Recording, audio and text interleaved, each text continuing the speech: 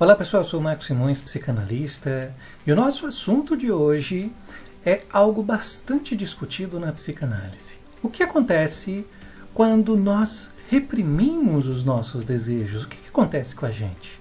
Não dá para falar em psicanálise sem falar dos desejos vindos do inconsciente.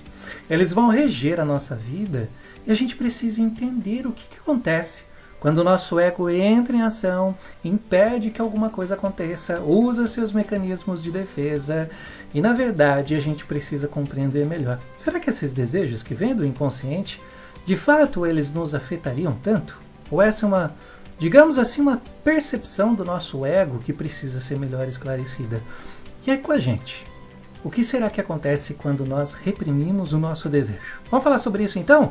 Antes de começar, já curte esse vídeo aqui, se inscreva aqui no canal se você está chegando agora, seja muito bem-vindo para receber as nossas notificações aí de vídeos novos que nós vamos lançando. E agora sim, roda a vinheta.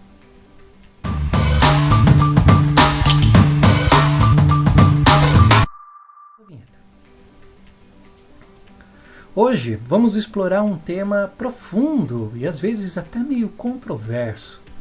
A repressão dos desejos, especialmente quando a gente fala dos desejos sexuais e os seus impactos na vida das pessoas. Vamos entrar nos conceitos que Freud traz e discutir como a repressão pode levar a conflitos internos, a insatisfação, dificuldade no nosso dia a dia, como por exemplo no trabalho, na vida social, nos relacionamentos, na família, em todos os aspectos. Porque quando a gente fala de desejo, a gente fala também sobre sexualidade. A sexualidade é uma parte essencial da natureza humana e Freud foi um pioneiro quando ele explorou a sua importância na psicanálise. De acordo com Freud, somos movidos por nossos desejos e os nossos impulsos sexuais desde a infância, relacionados inclusive às nossas zonas erógenas, como por exemplo a boca na fase oral, os esfíncteres ou ânus na fase anal e os órgãos genitais quando a gente fala da fase fálica. Então, desde a infância, esses desejos fazem parte do nosso contexto, até mesmo por isso que Freud falava que as crianças são perverso polimorfa. E esses desejos podem ser reprimidos a partir daquilo que a sociedade impõe como sendo aceitável ou não, o que acaba contribuindo para a formação daquilo que nós vamos chamar depois, lá do complexo de Édipo, em consequência do complexo de Édipo, aquilo que a gente chama de superego edipiano. Isso tem muito a ver com a cultura, com os costumes do local onde a pessoa está inserida, mas, independente disso, acontece a repressão dos desejos. E isso vai interferir nas nossas experiências, nas nossas tomadas de decisão. Às vezes a gente sofre por alguma coisa, a gente nem sabe por quê. Às vezes a gente quer fazer algo, mas por conta da repressão do nosso desejo, a gente acaba não fazendo e não compreende por quê. Está percebendo como é importante a gente entender por que a gente reprime? E isso vem num processo de análise.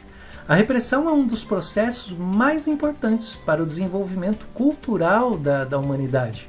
Também não podemos dizer que tudo que reprimimos é prejudicial. A gente tem que entender que se não houvesse a repressão, talvez a gente nem estivesse mais aqui.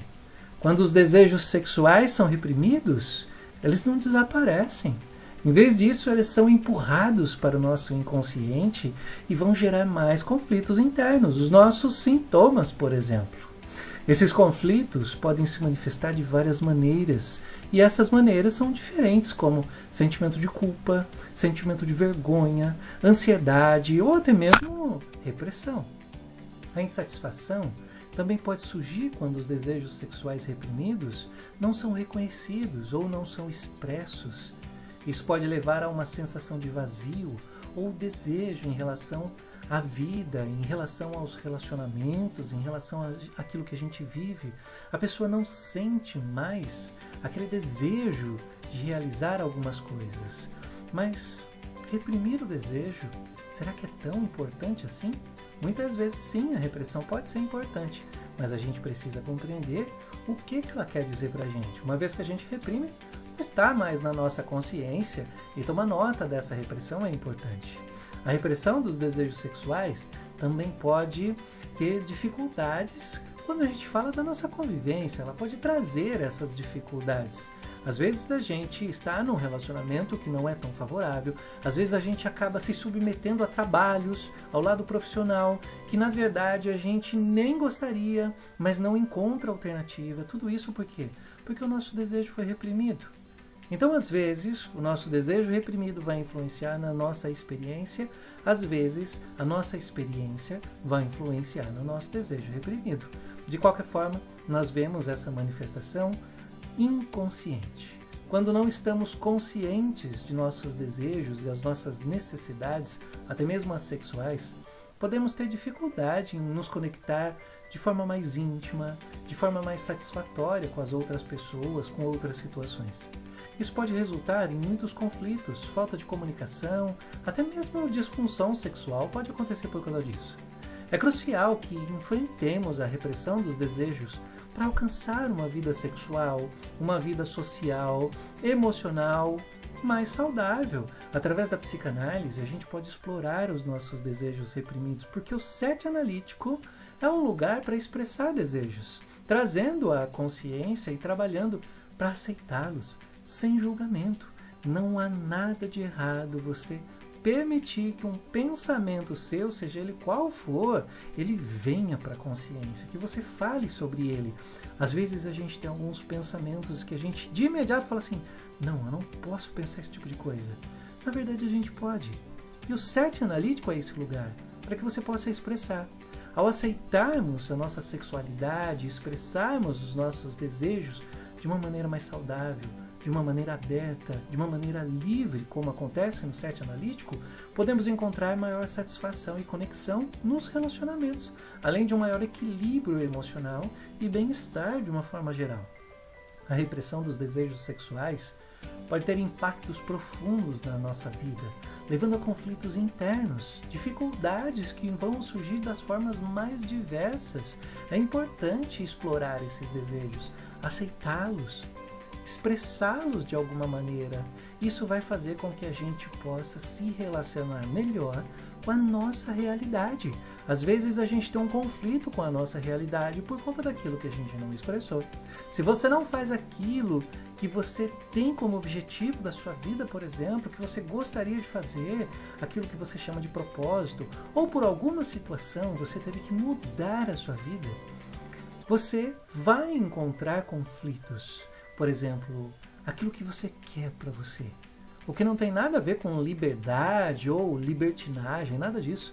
Mas sim com a sua forma de ser, com a sua personalidade, aquilo que te faz bem e que traz bem, inclusive, para outras pessoas. Se você não expressa isso, com o tempo a sua libido vai ficando cada vez mais reprimida, mais represada.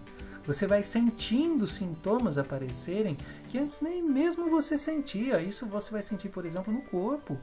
Por isso que é importante se conhecer e conseguir expressar esses desejos de alguma forma, mesmo que seja dentro do set analítico. E é coerente dizer também que nem todos os desejos devem ser realizados. Quando falamos em desejo, às vezes as pessoas pensam que é aquele tipo de situação em que a pessoa quer, mas na psicanálise não é bem assim. Quando a gente fala de desejo na psicanálise, é uma manifestação inconsciente a partir das experiências do passado, especialmente da infância.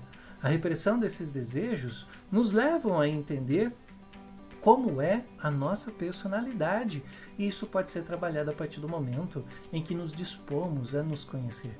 Quanto mais falamos desses desejos e aceitamos que eles venham para a nossa consciência, que eles passem pela nossa mente, melhor vamos lidando com os nossos conflitos, nossas sombras, nossas dificuldades. E para isso, nós precisamos criar a nossa própria identidade, a nossa forma de ser. Muitas vezes não expressamos os nossos desejos por conta do outro, e nós precisamos enfrentar esses próprios conflitos que nós criamos e aprender a olhar para nós mesmos e encararmos aquilo que nós chamamos de sombra, as nossas dificuldades, aquelas coisas que muitas vezes nós temos até vergonha de falar.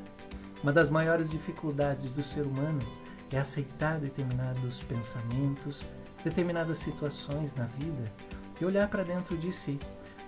Quanto mais refletimos e tomamos conhecimento dos nossos desejos, menos sintomas vamos tendo. E o que seria o sintoma? Qualquer tipo de perturbação que nos impede de viver melhor. O nosso ego não permite que venha para a nossa consciência, porque ele entende, essa é a função do ego, entende que isso seria inaceitável ou insuportável, ou que isso pudesse trazer muito sofrimento. Por isso que fazer análise e olhar para si é um dos melhores caminhos para o autoconhecimento. Falar de si é se permitir entender quem você é a partir dos seus desejos. Eles precisam ser compreendidos para que a gente possa ter em mente como eles nos influenciam no nosso dia a dia. A partir do momento em que tomamos conhecimento sobre eles, também temos a oportunidade de definir o que vamos fazer com esses desejos daqui para frente. Qual é a nossa decisão a partir daquilo que a gente vive. Ficou mais claro? Eu vou ficando por aqui, espero que tenha despertado pensamentos e uma maior compreensão sobre a importância de lidar com a repressão dos desejos, especialmente os desejos sexuais. Se você gostou desse conteúdo, curta esse vídeo, compartilhe com outras pessoas, não se esqueça de se inscrever se você está chegando aqui no canal da IPC e também de deixar seus comentários. Fale aí pra gente como é que você lida com os seus desejos reprimidos, o que você gostaria de fazer, mas seja lá por qual situação, por conta do olhar das outras pessoas, por conta de um medo de que algo aconteça, por conta de um medo de que não dê certo, você deixa de fazer e você reprime esse desejo. Lembrando que aí nós estamos falando de algo consciente. Mas e quando eles são inconscientes? Nós só conseguimos entendê-los quando nós estamos num processo de análise. Por isso que eu digo para você, faça análise, se conheça cada vez mais. Um abraço e a gente se vê na próxima.